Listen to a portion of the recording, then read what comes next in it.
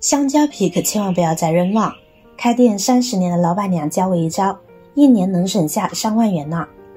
大家好，欢迎来到美食财味，一起跟着视频看看吧。香蕉是我们常吃的一种水果，深受许多人的喜爱。香蕉肉含有丰富的营养，而香蕉皮亦有不可小觑的用途。往常呢，我们会将吃完的香蕉皮扔掉，但实际上它的价值是无法用金钱衡量的。下面让我们一起来看看吧。妙用1：香蕉皮，小面积的皮肤瘙痒的克星。进入春季后，天气一天比一天炎热，许多家庭已经出现了蚊子的问题。若不小心被蚊子叮咬的话，我们就可以剪下这样的一小块，用香蕉皮内部来擦拭被叮咬的地方，将香蕉皮在叮咬的位置上下摩擦，很快就能够消除皮肤的瘙痒的感觉了。用香蕉皮多次涂抹手癣、脚癣等皮肤瘙痒处，这类的皮肤瘙痒现象也可以利用胶皮术得到缓解。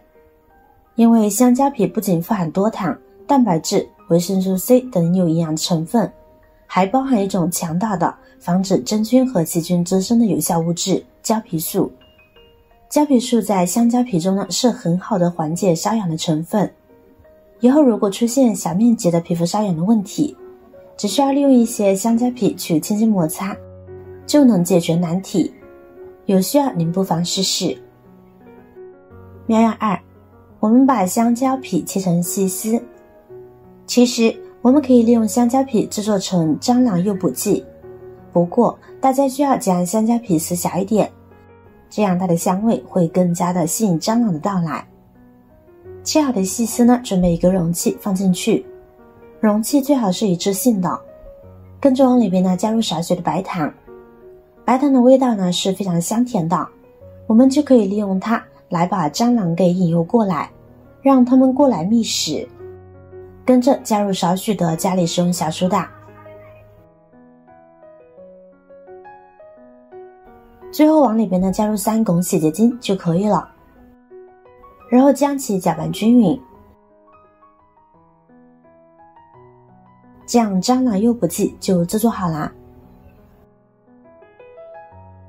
最后我们把容器放到家里有蟑螂的地方，比如一些墙角处、厨房里面，或者是经常能够看到蟑螂的地方。这样放置之后，就可以很好的引诱蟑螂过来觅食了。因为香蕉皮的气味呢也是非常香甜的，蟑螂又比较喜欢吃甜的东西，再加上白糖的香甜味，这样香甜的味道就会比较重一些，就可以把蟑螂引诱过来觅食。而洗洁精、小苏打就是拿来对付蟑螂的了。由于蟑螂主要靠腹部呼吸，所以当其腹部接触到洗洁精和小苏打粉末，毛孔呢就会被堵住，这样蟑螂自然就被消灭掉啦。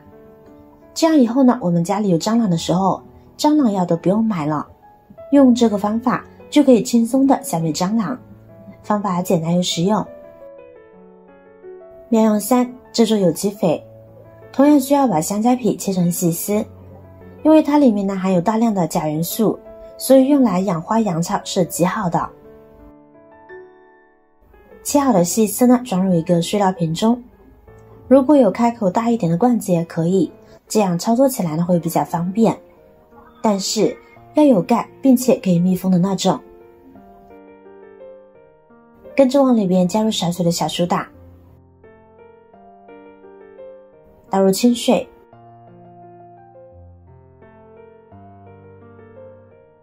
别倒得太满，大概留出1/3的空隙即可。